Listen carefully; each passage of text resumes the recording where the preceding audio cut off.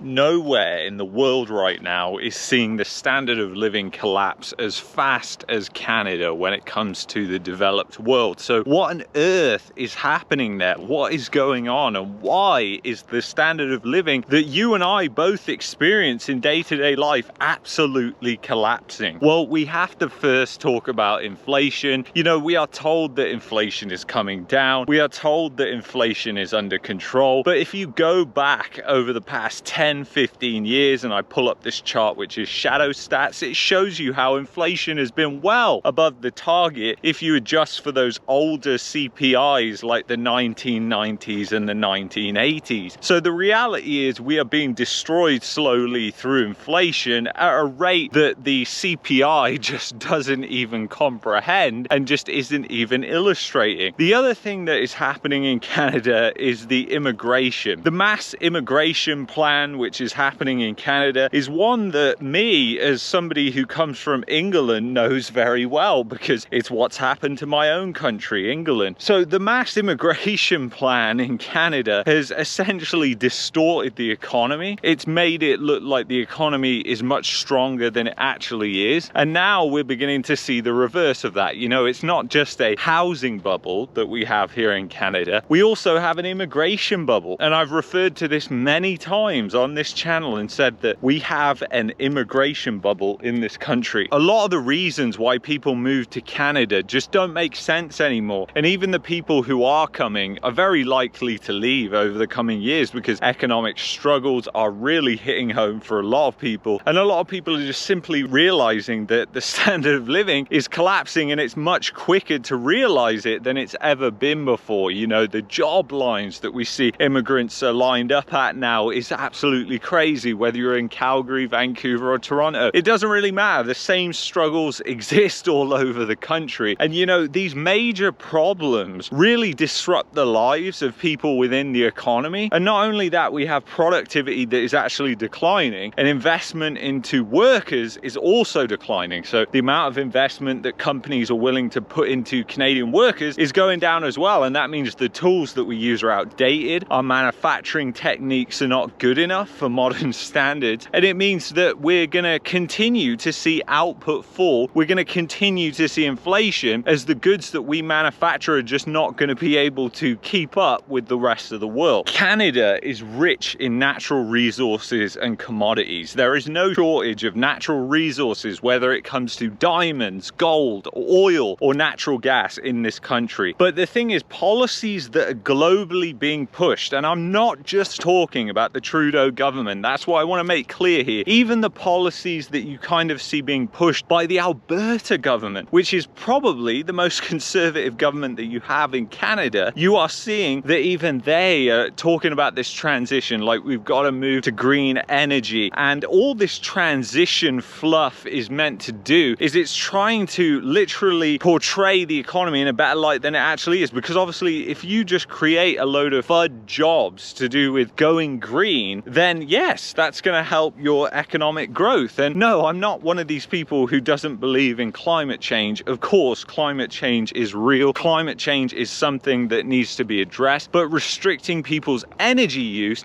is not the means to do that. And you know, another funny thing which is interesting that happened recently in Calgary and in the southern Alberta area, you got this warning which said you have to limit your use of power. The grid couldn't cope anymore with the amount of power that we were drawing at today's level. So it's absolutely crazy that even today's levels, the infrastructure that is around us is completely falling apart, unable to cope with the massive amount of people that are now flowing into the country, and the country just cannot deal with it. The infrastructure just cannot keep up. The jobs can't keep up, and that's why you get this collapse of the immigration bubble that comes in. The number one reason why people are leaving is the cost of living and the housing bubble. The housing bubble is absolutely crazy in Canada. It does not matter where you are in the country. It pretty much makes no sense to buy anywhere unless it's like a specific circumstance, because the numbers just do not gel. They do not work when you crunch the numbers. People just can't afford to buy, and the only people who are buying is speculators and real estate investors. And because the housing market has become just rife with speculation over the past 4 to 5 years, we've seen this happen. Doesn't matter whether you're in Calgary or Toronto or Vancouver, it's all occurred at different times. It's still going on here in Calgary, but the speculation is wild. People buying investment properties to rent out, and they're not even going to make money, guys. That's the thing. They're not making money. It's not like you can say, oh yeah, we're turning a profit, because these people aren't turning a profit. That is the crazy and insane thing. So this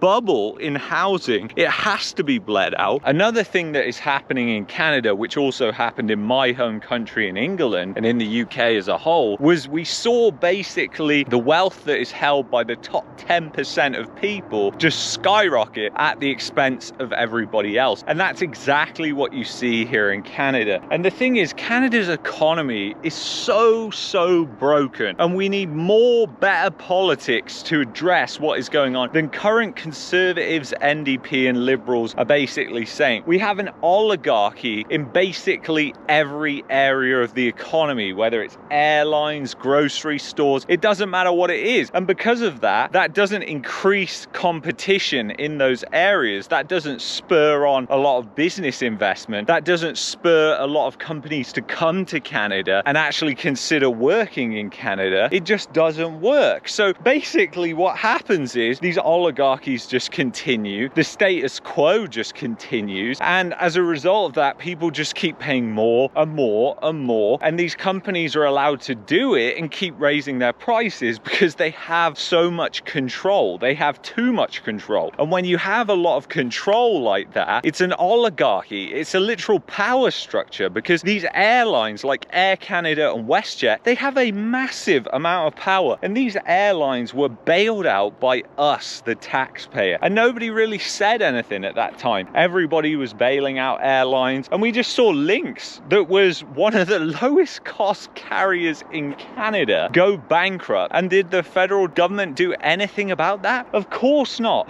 because that is great. That is exactly what the oligarchs want. In fact, there's other airlines that are stepping on the gas saying we'll take their planes as well, actually. You know, it's crazy to think that this has happened, and we didn't even get a stake in the company as a result of it. When they got this bailout from the government, it should have been that the government was taking a massive stake in the company, and then basically the government could have broke apart Air Canada into different divisions and spun it off into different companies, because that's what really needs to happen. And that kind of did happen to a certain extent, actually, with the UK banks after 2008, when the UK government had to come in and essentially bail out all the banks in the UK. What happened was, as a condition of that bailout, they then split the banks apart. So they broke up the big banks so they didn't have this monopoly, because having a banking monopoly is a very dangerous thing to have, actually. Contrary to what people would popularly tell you, is that having a banking monopoly is a great thing.